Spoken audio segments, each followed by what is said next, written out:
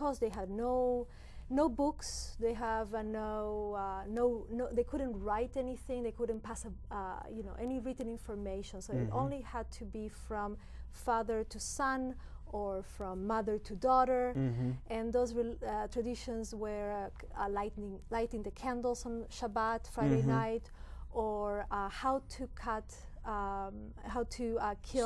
slaughter the poultry. Yes, and things of that sort that were very wonderful. So I began to research this subject when I was a film student at NYU. Okay, you're a film student at NYU. You were born in Argentina, Buenos Aires. Yes. Your documentary film is called, tell us. The Longing. The Forgotten Jews of South America. That's correct, yes. And now this is your second documentary. You actually did Passages, which is a Holocaust story personal to you, that you're a daughter of Holocaust survivors. Yes.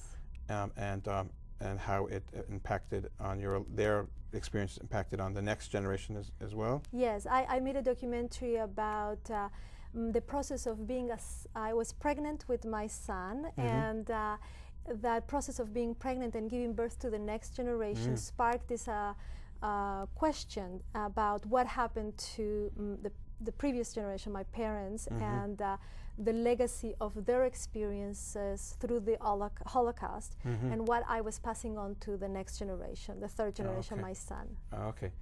Okay, now, and then you've gone on to do this very important documentary on the B'nai Anusim. There's different names that people call this group of people. Can you talk a little bit about that? Well, as we know, many years ago, they used to be called marranos, which in Spanish means swine, and that's a very derogatory term to use. So then they were trying to search what would be a better word to use, and they chose the writers and academicians chose crypto-Jews, which comes from cryptic, from hidden in Latin, crypto, hidden Jews. The crypto-Jews themselves do not like to be called crypto-Jews because it's too cold and scientific and informal. They prefer Bnei Anusim, as you have mentioned, or conversos. Conversos, okay. Yeah. And now, so you feel passionate about this story. I mean, you grew up in Argentina. Have you met any of these B'nai Anusim or the conversos in your native Argentina? No, actually, no, because I am an Ashkenazi Jew. Both my parents are from Eastern Europe, and I was not involved in the Sephardic culture or the crypto-Jewish. No, no, but I do feel that there is some sort of connection between trying to reclaim a past that is not you're not sure how to do that. And in their case, they're reclaiming a past of their ancestors. Yes. And in my case, somehow I also had to reclaim a past that was not necessarily mine. And in that way, my story and their story connect. Yes. You lived in Israel for 10 years? I did. So, את מדברת עברית. אני מדברת עברית. יופי. She speaks Hebrew, ladies and gentlemen.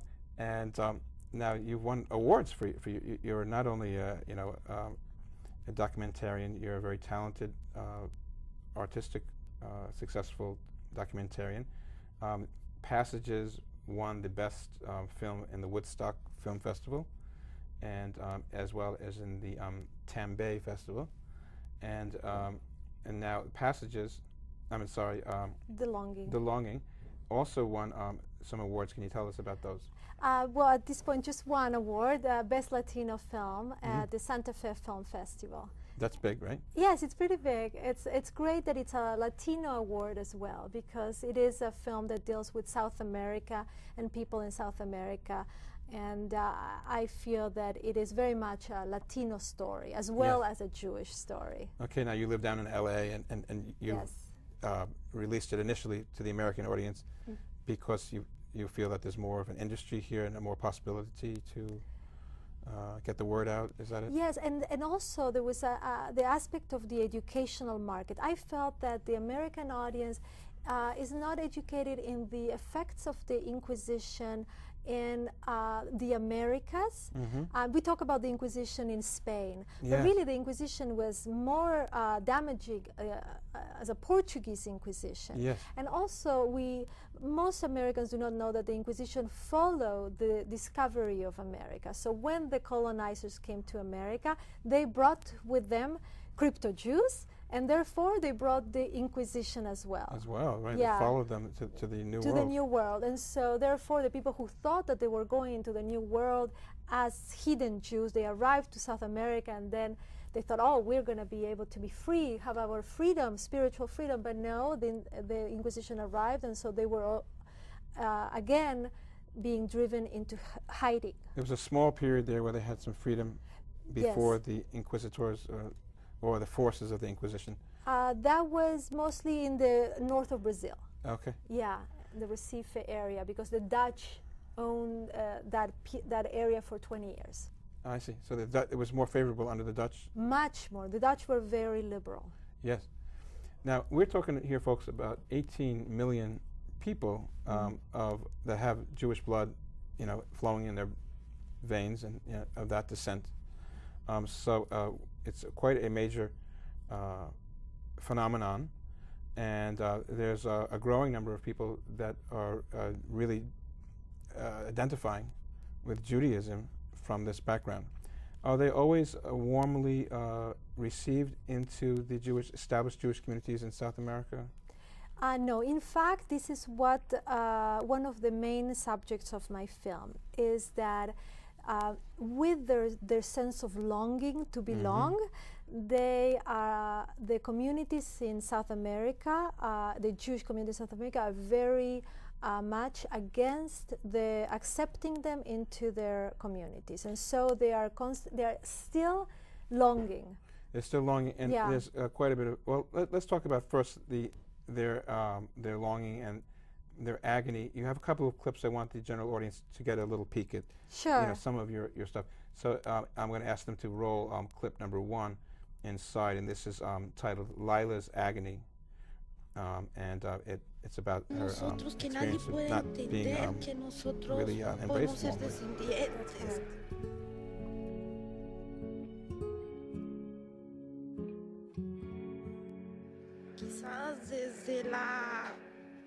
Quizás desde su formación misma de grupo, sus condiciones de ser ellos puros, y de pronto que nosotros no seamos ni dignos ni somos quizás nada, pero es algo que es más fuerte,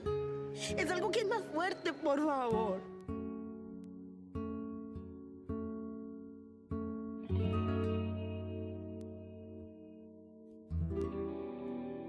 When you've been longing for so long and you're willing to really turn yourself inside out to not be accepted warmly in the established Jewish community, particularly because they've lived in such secrecy. It seems like both parties are afraid, aren't they? The conversos are afraid. Why are they? Let's talk about the fears on both sides. Well, I think that the conversos have come as